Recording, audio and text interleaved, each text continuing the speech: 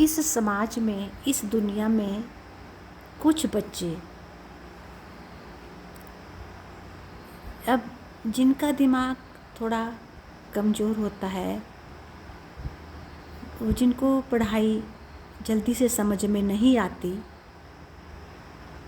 जिनको पढ़ाई जल्दी से समझ में नहीं आती और वे पढ़ाई की तरफ ध्यान देना ही छोड़ देते हैं, वे अपनी पढ़ाई को ना आना अपनी बेइज्जती समझते हैं और वो पढ़ाई से अपना मुंह मोड़ लेते हैं और बाकी बातों शरारतों की तरफ जुट जाते हैं। वे पढ़ाई से हार मान लेते हैं।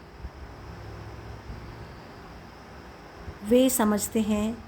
कि हमें पढ़ाई नहीं आएगी, कक्षा में अध्यापक हमें डांटेंगे और बच्चे हमारा मजाक उड़ाएंगे, हमें समझ नहीं आता, हमें कुछ नहीं आता,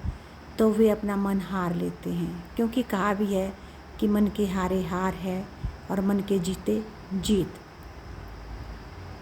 और वैसे ही कुछ स्त्रियां जिनको काम नहीं आते, किसी बात के बारे में नॉलेज नहीं होता, किसी विषय के बारे में नॉलेज नहीं होता, वे सीखती तो नहीं हैं, बल्कि वे सोचती हैं कि अब अगर हमें सबके सामने नहीं आएगा तो हमारी बेइज्जती हो जाएगी, हमारे लोग इंसल्ट करेंगे, और वे काम नहीं सीखती, वे पढ़ाई नहीं सीखती, वे कुछ नहीं करती, वे दुनिया की से बेइज्जती के कारण वे उन बातों पर ध्यान ही नहीं देती और उन्हें सीखती नहीं और अब हिम्मत नहीं रखती, विश्वास नहीं रखती, अपनी हार मान लेती हैं और फिर जीवन में सबसे ताने सुनती हैं, सबसे यही सुनती हैं ससुराल में जाकर भी वे लड़कियां कि इन्हें कुछ नहीं आता, इनको इनके माता पिता ने कुछ नहीं सिखाया, जबकि ज़रूरी ही नहीं होता कि माता पिता ही सब कुछ सिखाते हैं। माता पिता भी सिखाते हैं, कुछ तो उसे समाज में रहकर भी सीखना होता है, कुछ उसे स्वयं से भी सीखना होता है, उसके अंदर सीखने की इच्छा भी होनी चाहिए, तब तो वो सीखे, तब तो उसको कुछ कोई सिखाए। और इन सब बातों में हिम्मत नहीं करते, अभ्यास नहीं करते और सीखते नहीं हैं, तो फिर हार कर बैठ जाते हैं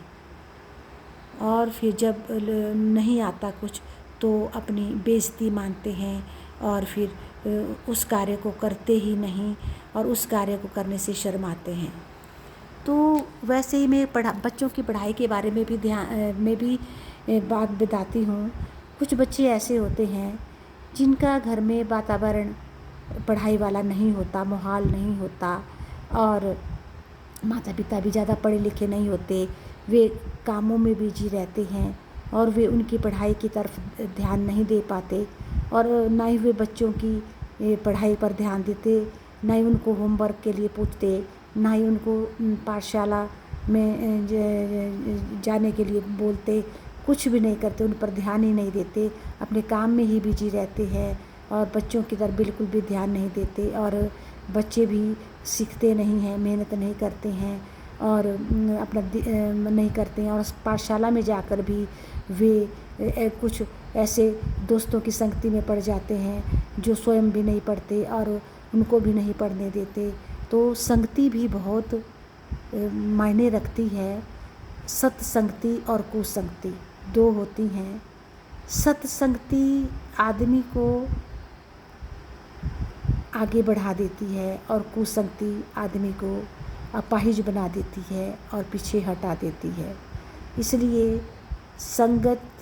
आदमी की अच्छी होनी चाहिए, इसका बहुत असर पड़ता है उसके जीवन पर, उसके जीवन पर, उसके चरित्र पर बहुत असर पड़ता है। इन सब बातों का ध्यान जो है रखना चाहिए कि सीखने की कोई शर्म नहीं होती, सीखने की कोई उम्र नहीं होती और अभ्यास करना बहुत ज़रूरी है। अगर हम कोई भी सर्वगुण संपन्न नहीं होता, यदि हमें जैसे बच्चों को पढ़ाई नहीं आती, जैसे कुछ स्त्रियों को काम नहीं आते, कुछ नहीं आते, तो वो सीखने का प्रयत्न तो नहीं करती, परंतु अगर उन्हें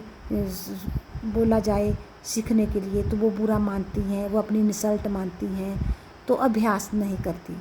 अभ्यास से क्या नहीं हो जाता, अभ्यास करने से बहुत कुछ होता है, प्रैक्टिस करने से बहुत कुछ होता है, क्योंकि सीखने से ही सब कुछ आता है, सीखने की कोई उम्र नहीं होती। तो मैं इस अभ्यास के बारे में आपको एक कहानी सुनाती हूँ। पहले पहले बच्चे जो है गुरुकुल में पढ़ा करते थे और गुरुकुल की देखभाल भी करते थे और पढ़ाई भी करते थे। तो एक बार एक गुरुकुल में जो है एक लड़का वरदराज भी था, जो मंदबुद्धि था और बाकी बच्चे पढ़ते थे और वो आगे निकल गया कक्षा में, और वो वरदराज जो है पढ़ाई में कमज़ोर था। और यहाँ तक कि गुरुकुल के गुरु भी उसको समझा करके पढ़ाई करवा करके थक गए और उन्होंने बोला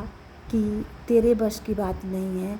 तुम जो है अब घर चले जाओ, अपने माता पिता के साथ काम में हाथ बटाओ, क्योंकि तुम पढ़ाई नहीं कर सकते, तुम्हारा दिमाग ज़्यादा तेज नहीं है। तो उस वरदराज ने भी हार मान ली और वो चला गया घर को। दोपहर का समय था और उसको प्यास लगी, जाते जाते एक कुएं के पास पहुंचा। वहाँ स्त्रियां पानी भर रही थी और जब वो पानी भर रही थी तो उसने घड़े में जो उसने कुएं में देखा कि सीमेंट पर भी जो है निशान पड़े हैं। तो उसने उन स्त्रियों से पूछा कि ये निशान क्या आपने बनाए हैं? तो उन्होंने बोला नहीं, ये तो बार बार रस्सी के घिसने से, बार बार रस्सी जब बाल्टी कुएं के अंदर जाती है, निकलती है, जाती है कुएं के अंदर और निकलती है, तो इससे बार बार आने जाने से जो ये निशान पड़ गए हैं। फिर वरदराज ने सोचा कि यदि इस पत्थर पर इस कोमल रस्सी के निशान बार बार आने जाने से पड़ सकते हैं तो मैं क्यों नहीं पढ़ सकता, मैं भी पढ़ सकता हूँ। और उसमें हिम्मत आई, विश्वास आया और वो इस हिम्मत और विश्वास से जो है चला गया गुरुकुल में दोबारा, और उसने वहाँ जा कर के मन लगा कर के पढ़ाई की और मन लगा कर के अभ्यास किया, बार बार पढ़ा, बार बार पढ़ा। तो वो बाद में एक व्याकरण का विद्वान बना और उसने जो है फिर कई पुस्तकों की रचना की और इतना महान बना। तो मैं ये देखती हूँ या देख रही हूँ, और आपने भी ये कहानी सुनी और आप भी सुन रहे हो कि देखो अभ्यास करने से क्या नहीं होता। तो अब जैसे उस कोमल रस्सी के निशान उस कुएं में पड़ गए बार बार आने जाने से, उस प्रकार बार बार अभ्यास करने से क्या नहीं हो सकता। आदमी का जीवन बदल सकता है, बच्चे की पढ़ाई हो सकती है। और स्त्रियां भी जिनको जैसे काम नहीं सीखे हैं, घर में मायके में मम्मी पापा के साथ पढ़ाई में रही हैं, नहीं सीखे हैं, तो वे भी बार बार मेहनत करके काम सीख सकती हैं और अपने जीवन को अच्छी तरह से चला सकती है। तो इस प्रकार अभ्यास जो है बहुत ज़रूरी है जीवन में, जिसके कारण आदमी कहाँ से कहाँ पहुँच जाता है। धन्यवाद।